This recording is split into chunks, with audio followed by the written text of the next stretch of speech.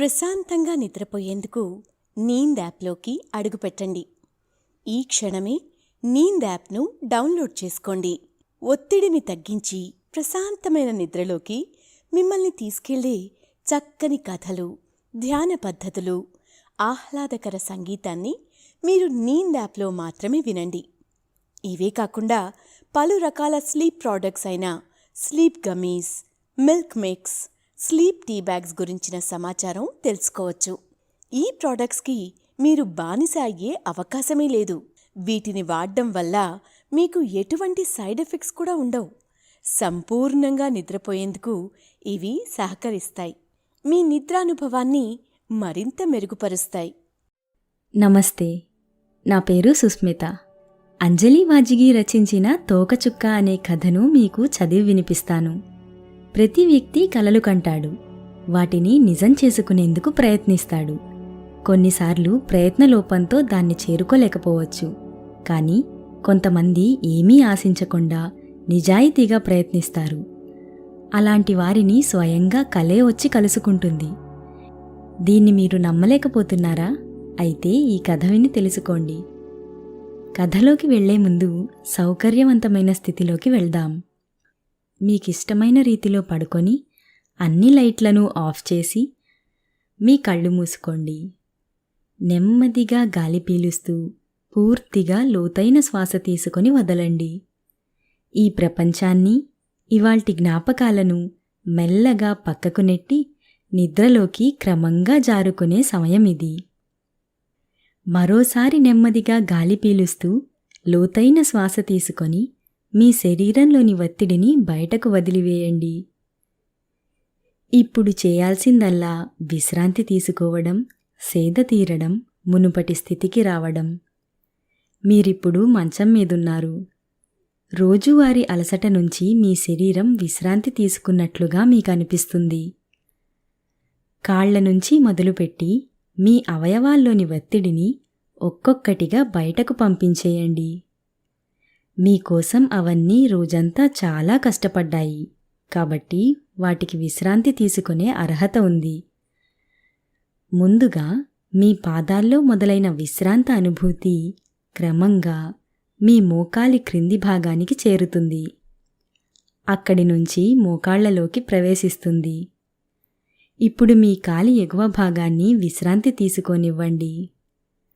ఈ విశ్రాంత అనుభూతి క్రమంగా పొత్తికడుపు నుంచి వెన్నెముక గుండా ఎగువ వీపు వరకు వచ్చి తరువాత ఛాతీలోకి ప్రవహిస్తున్నట్లుగా గుర్తించండి.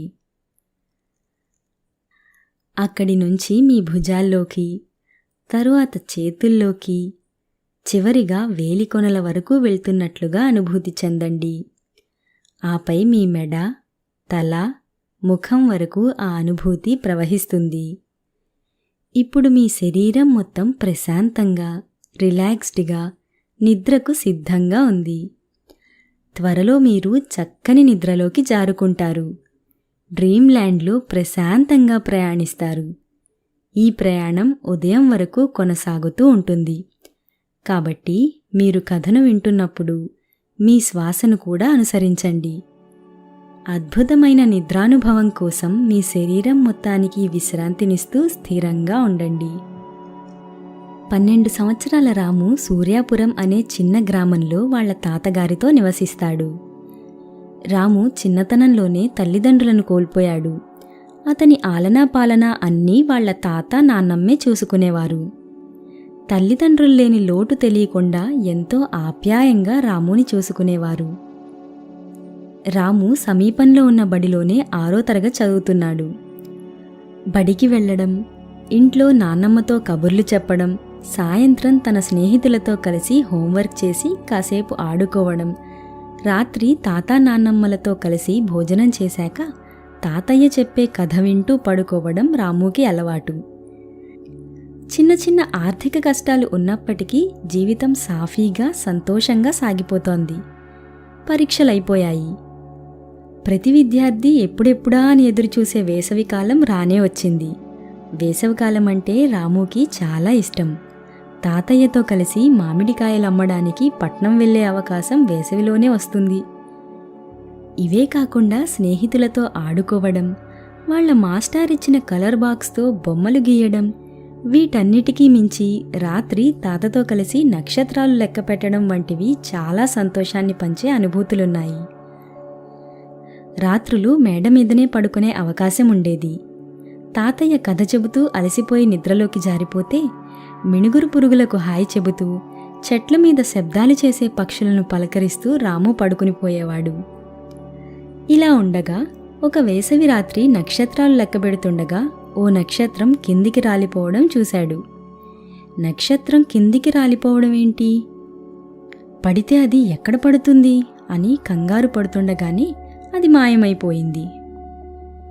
తాను భ్రమలో ఉన్నానేమో అని అనుకున్నాడు. పొద్దున్నే లేచి తాతయ్యకు జరిగింది చెప్పాడు. తాను ఓ నక్షత్రం రాలిపోవడం చూశానని చెప్పాడు. దానికి తాతయ్య, అలాగా, మరా సమయంలో ఏం కోరుకున్నావు అని అడిగాడు.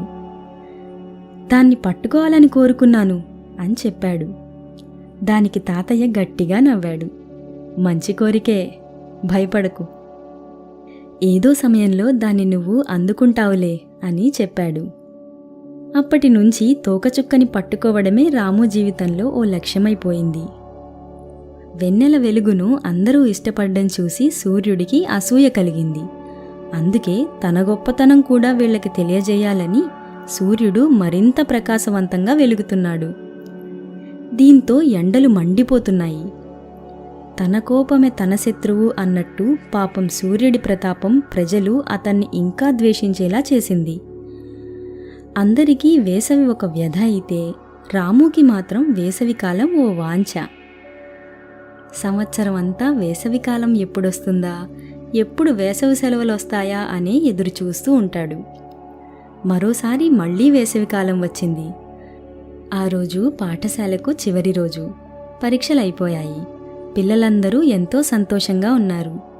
కొందరు వారు వెళ్లే ఊళ్ల గురించి చెప్తున్నారు, కొందరు పరీక్షల గురించి చర్చిస్తున్నారు. అంతలో రాము మిత్రుడు రాకేష్ వచ్చి, రాము, ఈ వేసవి సెలవుల్లో ఏం చేస్తావు అని అడుగుతాడు. దానికి రాము నవ్వుతూ, ఎప్పటిలానే తాతయ్యతో కలిసి మామిడికాయలు అమ్మడానికి వెళ్తాను అని చెప్తాడు. పట్నం వెళ్తాను, అలాగే చెరువుకు వెళ్ళి ఈత నేర్చుకుంటాను, బామ్మ చెప్పే కథలు వింటాను అని వరుసగా చెప్పుకుంటూ పోతాడు. రాకేష్ నవ్వుతూ, మనం ఈసారి ఈత కొట్టడం నేర్చుకుందాం సరేనా అని అన్నాడు. రాము మాత్రం ఆ విషయాలేవీ పట్టించుకోకుండా తను తాతయ్య నానమ్మతో సంతోషంగా గడిపే రోజులను ఆలోచిస్తున్నాడు. అంతలో విజయ్ మాస్టర్ వచ్చి, సైలెన్స్ పిల్లలు అని అరవడంతో క్లాస్లోని పిల్లలు మౌనం వహించారు. ఇక విజయ్ మాస్టారు తన స్పీచ్ ప్రారంభించారు. పిల్లలు, అందరూ పరీక్షలు చాలా బాగా రాశారు. ఈ రోజు నుండి మీకు వేసవి సెలవులు. సెలవులను వట్టి ఆటలతో వృధా చేయకుండా ఏమైనా కొత్త విషయాలు నేర్చుకోండి. మీకోసం నేను మన ఊరి గ్రంథాలయంలో కొన్ని కథల పుస్తకాలు, కొన్ని ప్రాపంచిక విషయాలను గురించి చెప్పే పుస్తకాలను తీసుకొచ్చాను. మీరు ఉదయం పూట వెళ్ళి గ్రంథాలయంలో చదువుకోవచ్చు. అలాగే ప్రతి ఏడాదిలాగే మీకు ఈసారి కూడా రంగుల స్కెచ్ పెన్నులు ఇస్తాను. వాటితో మీరు చక్కని బొమ్మలు వేయాలి. మీరు సెలవులు అయిపోయాక బడికొచ్చేటప్పుడు వేసవి సెలవుల్లో ఏం చేశారో వ్యాసం రాసుకొని తీసుకొని రావాలి అని చెప్పి సెలవులయ్యాక మళ్ళీ అక్కడే అందరమూ కలుద్దామని చెప్పగానే పిల్లలంతా సంతోషంగా అరుస్తారు. మళ్ళీ విజయ్ మాస్టారు చివరి మాట చెప్తాను వినండి అని అంటారు. మళ్ళీ విద్యార్థులు మౌనం వహిస్తారు. చెప్పాను కదా అని అలా గ్రంథాలయంలోనే ఉండిపోవద్దు. రోజులో కొంతసేపు గ్రంథాలయంలో గడపండి. మిగిలిన సమయం కొత్త విషయాలు నేర్చుకోవటానికి, ఆటలు ఆడుకోవడానికి వినియోగించండి అని నవ్వుతూ చెప్తాడు. పిల్లలు ఈసారి మరింత కేరింతలతో ఇళ్లకు బయలుదేరతారు. బయలుదేరే ముందు మాస్టర్ చెప్పినట్లుగా పిల్లలంతా ఒక్కొక్కరిగా వారి కలర్ బాక్స్ తీసుకొని ఇంటికి బయలుదేరతారు. ఇంటికి రాగానే రాము తలుపు వద్ద ఉన్న కళాయి దగ్గర కాళ్ళు కడుక్కొని లోపలికి వెళ్ళి తన కలర్ బాక్స్లను జాగ్రత్తగా గూట్లో పెడతాడు. అటూ ఇటూ చూసి నాన్నమ్మా అంటూ వంటగదిలోకి పరిగెడతాడు. నవ్వుతూ వస్తున్న మనవణ్ణి చూసి, ఏరా, ఈ రోజు నుంచి సెలవులిచ్చారా? అందుకేనా ఈ ఆనందం అని నాన్నమ్మ అడుగుతుంది. రాము నవ్వుతూ, అవును నాని, రేపటి నుండి నేను తాతయ్యతో మామిడికాయలు అమ్మడానికి పట్నం వెళ్తాను. ఇంకా నీకు ఇంటి పనుల్లో సాయం చేస్తాను. అలాగే డ్రాయింగ్ కూడా చేసుకోవచ్చు. మా మాస్టారు కొత్త కలర్ బాక్సులు ఇచ్చారు అని ఆనందంగా చెప్తాడు. సర్లే గాని భోజనం చేద్దాన్రా, తాతయ్య ఇందాకే బయటికి వెళ్ళారు అని ప్రేమతో రాముకి వడ్డిస్తుంది. రాము తన స్కూల్ విషయాలు చెప్తుంటే అవి వింటూనే మనసులో ఒకవైపు బాధపడుతుంది. ఇంత మంచి కొడుకుని చూడకుండానే అతని తల్లిదండ్రులు కన్నుమూశారని, రాము భవిష్యత్తు ఎలా అని ఆలోచిస్తూ దేవుణ్ణి ప్రార్థిస్తుంది. కాని అవేమీ తెలియని రాము నవ్వుతూ భోజనం చేసి వెళ్ళి మంచంపై పడుకుంటాడు.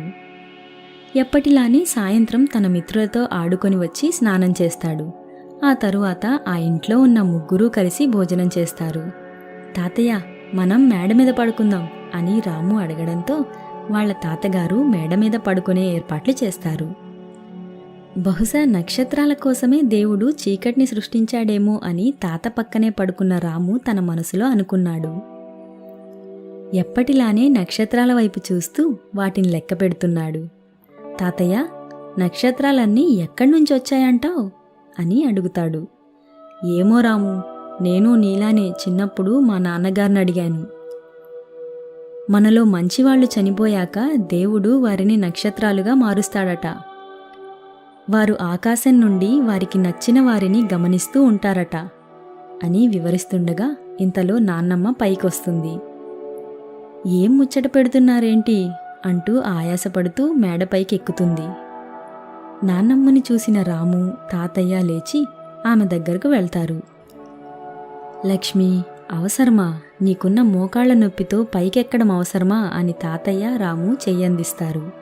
అబ్బా, కింద నిద్ర పట్టడం లేదండి. వెధవ కాళ్ల నొప్పులు ఎప్పుడూ ఉంటాయి. మీతో మళ్ళీ ఇలా మాట్లాడే వేసవి రాత్రి వస్తుందో లేదో, వచ్చినా అప్పటికి ఉంటానో లేదో, అందుకే ఈ క్షణాన్ని ఆస్వాదిద్దామని పైకొచ్చాను. వద్దంటే చెప్పండి, మళ్ళీ కుంటుకుంటూ వెళ్ళిపోతాను అని నవ్వుతుంది. వద్దులే నాన్నమ్మ, నువ్వెక్కడికి వెళ్ళొద్దు. నువ్వు వెళ్ళిపోతే నాకు తలగడెవరవుతారు చెప్పు అంటూ ఆమె ఒడిలో తలవాలుస్తాడు. నాన్నమ్మ, ఇప్పుడు నువ్వు మాకొక కథ చెప్పాలి. తాతయ్య కూడా వింటారు అని అంటాడు. లక్ష్మి నవ్వుతూ రాము తలని మురుతూ, సరే, నీకే కథ కావాలో చెప్పు అని అడుగుతుంది. నక్షత్రాల గురించి చెప్పు నాన్నమ్మ అని అడుగుతాడు రాము. ఇక నాన్నమ్మ కథ మొదలు పెడుతుంది. ఆకాశంలో కనిపిస్తున్న ఒక్కో నక్షత్రానికి ఒక్కో కథ ఉందనుకో. పూర్వం చాలా కాలం కిందట భూలోకం ఎంతో అందంగా ఉండేది. దేవతలు, ఋషులు, యక్షులు, అప్సరసలు ఇలా ఎంతోమంది భూలోకానికి విహారానికి వచ్చేవారు. భూలోకమంతా జలపాతాలు, నదులు, ఎత్తైన చెట్లు, రకరకాల జంతువులతో ఎంతో అందంగా ఉండేది. ఆ కాలంలో బామ్మకు అద్భుతమైన అతిపెద్ద వజ్రాల దుకాణం ఉండేది. ఆ వజ్రాలు మెరుస్తూ ఆకర్షణీయంగా, కొన్ని వజ్రాలైతే మంత్రశక్తులను కలిగి ఉండేవట. ఎవరు భూలోకాన్ని వీక్షించేందుకు వచ్చినా ఆ బామ్మ దగ్గర నుండి వజ్రాలు కొనుక్కొని వెళ్ళేవారట. కానీ రోజులు గడిచే కొద్దీ భూలోకంలో పాపాలు పెరిగిపోవడంతో భూలోకంలో విహారానికి వచ్చే వారి సంఖ్య తగ్గిపోయింది. అయినా కూడా ఆ బామ్మ నిరాశ చెందకుండా వజ్రాల దుకాణాన్ని చూసుకునేది. కానీ ఒకరోజు కొందరు దొంగలు పథకం వేసి బామ్మ వజ్రాలను దొంగిలించాలని చూశారు. దాంతో కోపం వచ్చిన బామ్మ ఆ ఇద్దరు దొంగల్ని వజ్రాలుగా మార్చి ఆ దుకాణాన్ని ఆకాశానికి తీసుకెళ్లిపోయింది. ఉదయం సూర్యుడి వెలుగుతో ఏదీ కనిపించకపోయినా రాత్రిపూట మెరిసే నక్షత్రాలే ఆ బామ్మ దుకాణంలోని వజ్రాలు అంటారు. అక్కడ వరుసగా కనిపిస్తున్న 3 నక్షత్రాలు చూసావా? అవి బామ్మ ఇంకా ఆ ఇద్దరు దొంగలు. అలా ఆకాశంలోకి నక్షత్రాలొచ్చాయి రాము అని చెబుతుంది. అప్పటికే రాము నిద్రలోకి జారుకున్నాడు. రాముకి దుప్పటి కప్పి నిద్రమత్తులో ఉన్న తన భర్తకి చెప్పి కిందకి వెళ్ళి తాను కూడా నిద్రలోకి జారుకుంది. అప్పుడే ఉదయిస్తున్న సూర్యుడి వెలుగుకు, పక్షులు కిలకిలా శబ్దానికి నిద్రలేచాడు రాము. తన పక్కన తాతయ్య లేకపోవడం చూసి కళ్ళు నలుపుకుంటూ కిందకి దిగాడు. నానీ, తాతయ్య ఎటు వెళ్ళారు పొద్దున్నే అని అడిగాడు. నువ్వు మొహం కడుక్కో రాము, తాతయ్య మామిడి తోటకి వెళ్ళారు అని చెబుతుంది నాని. నన్నెందుకు లేపలేదు, నాకు చెబితే నేను కూడా వెళ్ళేవాణ్ణి కదా అని చిరాకు పడతాడు రాము. నువ్వు పడుకొనున్నావని నిన్ను లేపలేదులే. నువ్వు త్వరగా స్నానం చేసి టిఫిన్ తిను, తాతగారితో పట్నం వెళ్తా అన్నావుగా, మరి ఆలస్యం చేయకుండా బయలుదేరు అని చెబుతుంది. ఇక ఏమాత్రం ఆలస్యం చేయకుండా స్నానం చేసి టిఫిన్ చేసి తాత కోసం ఎదురుచూస్తున్నాడు. తాత ఒక సంచి తీసుకుని వచ్చి రాముని పిలిచారు. రాము పరిగెత్తుకుంటూ వెళ్ళి ఎడ్లబండిలో కూర్చున్నాడు. ఊరి చివరిదాకా ఎడ్లబండిలో వెళ్ళి అక్కడి నుండి ఆటో ఎక్కి దగ్గరున్న పట్నానికి బయలుదేరారు. రాముకి పట్నం ఒక కొత్త ప్రదేశంగా తోచేది. ఎత్తైన భవంతులు, వాహనాల శబ్దాలు, గోలగోలగా ఉండే జనం ఉండేవారు. కానీ తాతయ్యతో మార్కెట్లో కూర్చొని అందరినీ గమనించడం రాముకి ఎంతగానో నచ్చేది. అలా ఆ రోజు ఇద్దరూ కూర్చొని ఉండగా రాము తాతయ్య వైపు చూస్తూ ఉన్నాడు. వచ్చిపోయే వారితో తాతయ్య నవ్వుతూ మాట్లాడుతూ మామిడికాయలు అమ్ముతున్న విధానం చూశాడు. అప్పుడే ఒక వ్యక్తి సూటు వేసుకుని ఒక పెద్ద కారులో నుండి దిగి వీరి వైపు రాసాగాడు. రాము అతన్ని వింతగా చూస్తున్నాడు. అతను వచ్చి, నమస్కారం వెంకటపతి బాబాయ్, గుర్తుపట్టారా అన్నాడు. రాము వారి తాతగారిని పలకరించిన వ్యక్తిని అలాగే చూస్తున్నాడు. రాము వాళ్ల తాతయ్య కళ్ళజోడు సరిచేసుకొని ఎదురుగా ఉన్న వ్యక్తిని చూసి, ఒరే సుబ్బు, నువ్వా? ఎంత పెద్దవాడివైపోయావురా, బాగున్నావా? అసలెన్ని రోజులైందిరా నిన్ను చూసి, సంతోషంగా ఉందిరా.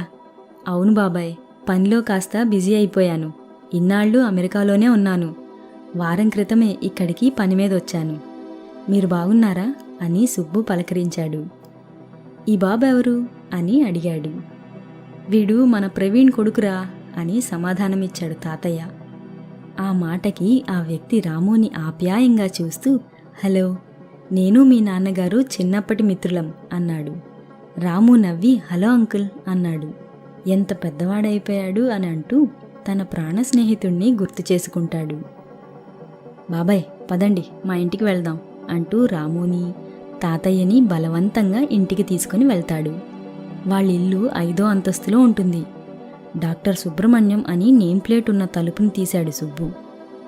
ఊరిలో ఉండే వారింటికి ఇక్కడ ఉన్న ఈ ఇంటికి చాలా తేడా కనిపిస్తోంది. రాముకి సుబ్బు ఇల్లు ఎంతగానో నచ్చింది. 4 గదులు, ఒక వంటగది. ఇల్లంతా నక్షత్రాల బొమ్మలు, రకరకాల పుస్తకాలతో నిండిపోయింది. గోడలపై సుబ్బు కాలేజీ రోజుల్లో తీసుకున్న ఫోటోలున్నాయి. రాము మాత్రం ఆ నక్షత్రాల చిత్రాలను ఆశ్చర్యంగా చూస్తాడు. గోడకొక వైపు సుబ్బు, ప్రవీణ్ కలిసి దిగిన చిన్ననాటి ఫోటోని చూస్తాడు. రాము వాటిని చూసుకుంటూ ఉండిపోగా తాతయ్య సుబ్బు దగ్గరికి వెళ్తాడు. పెళ్ళెందుకు చేసుకోలేదు సుబ్బు అని అడుగుతాడు. అసలు పెళ్లి చేసుకోవాలనే ఆలోచనే ఇప్పటి వరకు రాలేదు బాబాయ్, అంత ఖాళీ లేకుండా పోయింది. పోనీలే బాబాయ్, అమ్మా నాన్న ఉన్నంత వరకు పనిలో పడి వారినే మర్చిపోయేవాణ్ణి, ఇక ఇల్లాల అవసరమా? ఈ పుస్తకాలే నాకు తోడు నీడ అని తన అవివాహ జీవితాన్ని చెప్పుకుంటూ పోతాడు. ఇంతలో రాము గోడపై ఉన్న నక్షత్రాల ఫోటోలను నిశితంగా పరిశీలించడం చూస్తాడు. రాముని దగ్గరకు పిలిచి, ఏం రాము, నీకు నక్షత్రాలంటే ఇష్టమా అని అడుగుతాడు. రాము నవ్వుతూ, అవునంకుల్, నాన్నమ్మని రోజూ వాటి గురించి కథ చెప్పమని అడుగుతాను అని చెప్తాడు. సుబ్బు కాసేపు రాముతో మాట్లాడతాడు. గలగలా మాట్లాడే రాముని చూసి అతని కల్మషం లేని నవ్వు, అంతరిక్షం పట్ల అతని ఆసక్తి చూసి సుబ్బు నవ్వుతాడు. ఎందుకు నవ్వుతున్నారు అంకుల్ అని రాము అడిగితే, ఏం లేదు, నిన్ను చూస్తుంటే నాకు నేనే గుర్తొచ్చాను. సరే, కొన్ని పుస్తకాలిస్తాను, వాటిని చదువు. వాటిలో కూడా నక్షత్రాల గురించే ఉంటుంది, ఓకేనా లిటిల్ స్టార్ అని హైఫై ఇస్తాడు. రాము నవ్వుతూ ఆ పుస్తకాలు తీసుకుంటాడు. ఆ తర్వాత ముగ్గురు భోజనం చేసి బయలుదేరతారు. కలుస్తూ ఉండు సుబ్బు, పిన్ని నిన్ను చూస్తే చాలా సంతోషపడుతుందని వెళ్లే ముందు బాబాయ్ చెప్తాడు. అలానే బాబాయ్, మీ ఆరోగ్యం జాగ్రత్త, ఉంటాను అని బాయ్ చెప్పి మళ్ళీ ఫ్లాట్కి వెళ్ళిపోతాడు. సుబ్బు లోపలికి వచ్చి సోఫాలో కూర్చున్నాడు. రే సుబ్బు చూడరా, ఒకరోజు నువ్వు the great scientist doctor Subrahmanyam అవుతావు అంటూ కాలేజీ రోజుల్లో ప్రవీణ్ అన్న మాటలు గుర్తొచ్చాయి. వెంటనే తెలియని భావోద్వేగానికి గురయ్యాడు. తనను ఇంతగా ప్రోత్సహించిన ప్రవీణ్ కుమారుడు రాముని ఇకపై బాగా చూసుకోవాలని అనుకుంటాడు. రాము వాళ్ళ తాతయ్యతో ఇంటికి చేరుకుంటాడు. ఇంట్లో అడుగుపెట్టగానే నాని నాని ఎక్కడున్నావు అని పిట్టలా అరుస్తూ ఉంటాడు. అబ్బా ఏంట్రా నీ కేకలు, చెవులు చిల్లులు పడేలా ఉన్నాయి, వస్తున్న ఆగు అంటూ అటక మీద నుంచి దిగుతుంది. రాము చేతిలో పుస్తకాలు చూసి ఆ పుస్తకాలు ఎక్కడివిరా అని ఆరా తీస్తుంది. లక్ష్మి సుబ్బు కలిశాడివాళ అని అనడంతో, ఏంటి సుబ్బునా, మన సుబ్బునా, బాగున్నాడా, మరిక్కడికెందుకు రాలేదు, ఎన్నాళ్లైంది వాణ్ణి చూసి అంటూ వరుస పెట్టి ప్రశ్నలు వేస్తుంది. నువ్వు కాస్త ఆపితే నేను జవాబులన్నీ చెప్తాను అని అంటాడు తాతయ్య.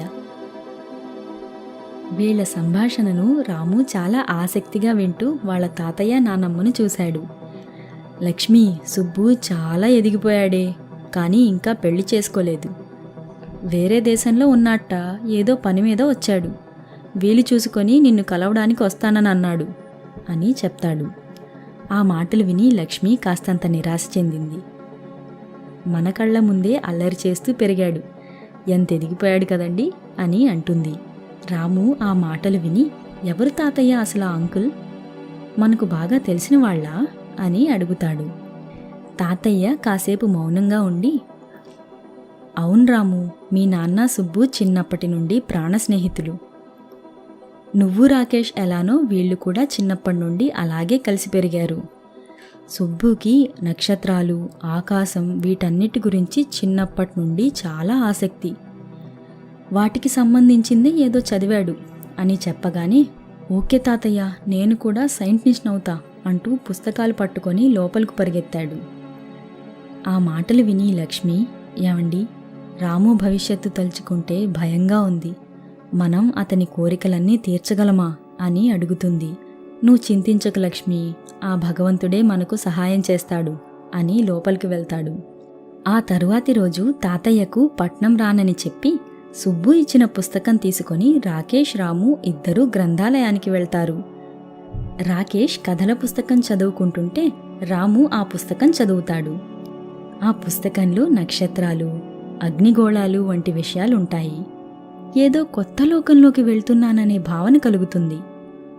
వాటిపై ఇంకా ఆసక్తి పెరుగుతుంది. ఇంటికి వచ్చాక కూడా అదే తీక్షణతో చదువుతున్నాడు. నాన్నమ్మ భోజనానికి పిలిస్తే అల్లరి చేయకుండా వెళ్ళి తినేసి వచ్చి మళ్లీ పుస్తకం పట్టుకున్నాడు. అలా సాయంత్రం వరకు చదువుతూనే ఉన్నాడు. ఈ విషయాలన్నీ తాతయ్యకు చెప్పాలని తోటకి పరిగెత్తాడు. తాతయ్య అని పిలవగానే, రాము నువ్వు అర్జెంటుగా బయలుదేరు, సుబ్బు నిన్ను పట్టణానికి తీసుకురమ్మని కబురు చేశాడు అని చెప్తాడు. సుబ్బు పేరు వినగానే రాము మరింత ఉత్సాహంతో బయలుదేరతాడు. రాముని రిసీవ్ చేసుకున్న సుబ్బు తనతో పాటు ప్లానెటోరియంకి తీసుకుని వెళ్తాడు. అక్కడ రకరకాల గ్రహాల నమూనాలు, రాకెట్లు, ఇంకా అంతరిక్షానికి సంబంధించిన ఎన్నో విషయాలుంటాయి. రాముకి చాలా ఆనందం వేసింది. సుబ్బు ఒక్కొక్కటి చూపిస్తూ దాని గురించి వివరిస్తాడు. రాము ఎంతో శ్రద్ధగా సుబ్బు చెప్పింది వింటున్నాడు.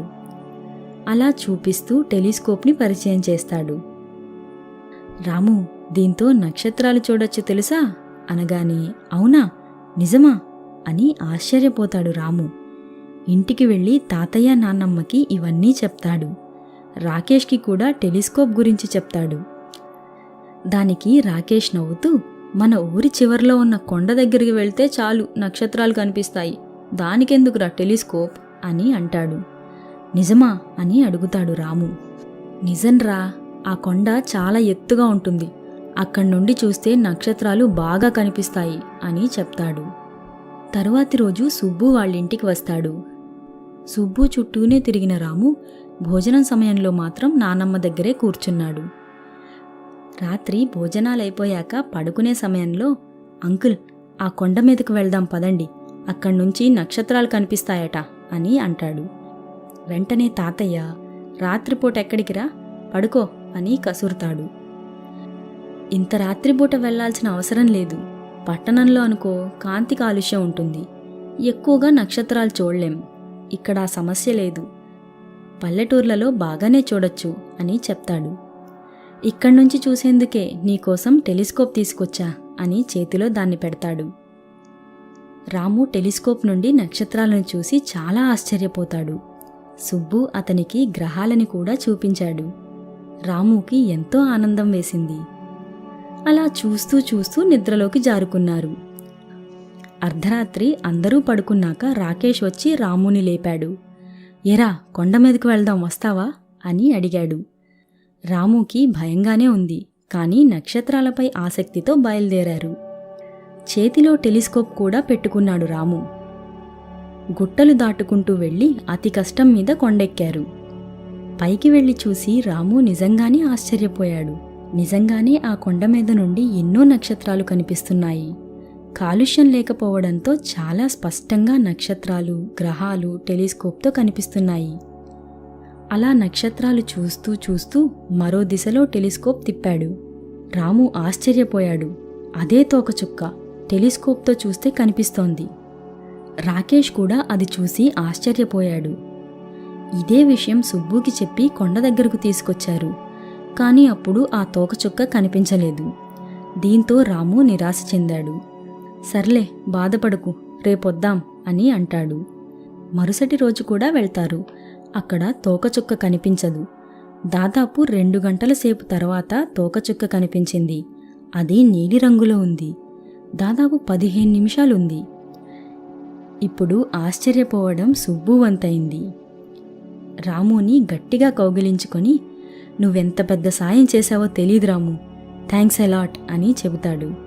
అతని పరిశోధనల ప్రకారం ప్రతి 35 ఏళ్లకోసారి 4 రోజుల పాటు ఒక వింత తోకచుక్క భూమికి కొన్ని కాంతి సంవత్సరాల దూరంలోనే వేరే కక్షలో తిరుగుతూ ప్రయాణిస్తుంది. ఇది కేవలం కొన్ని నిమిషాలే ఉంటుంది. అయితే ఇన్నాళ్లు పరిశోధించినా అది తప్పు అని అందరూ అనడంతో పరిశోధనకు స్వస్తి చెప్పాడు.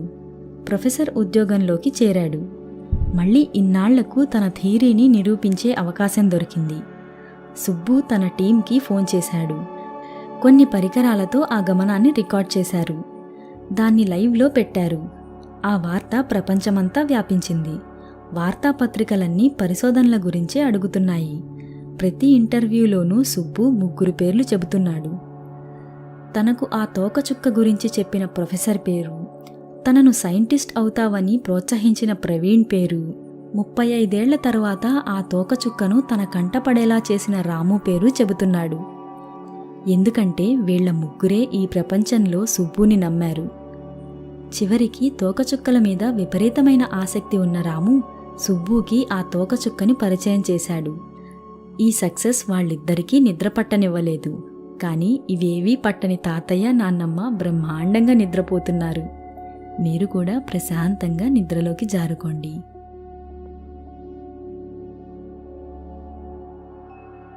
పరుస్తాయి.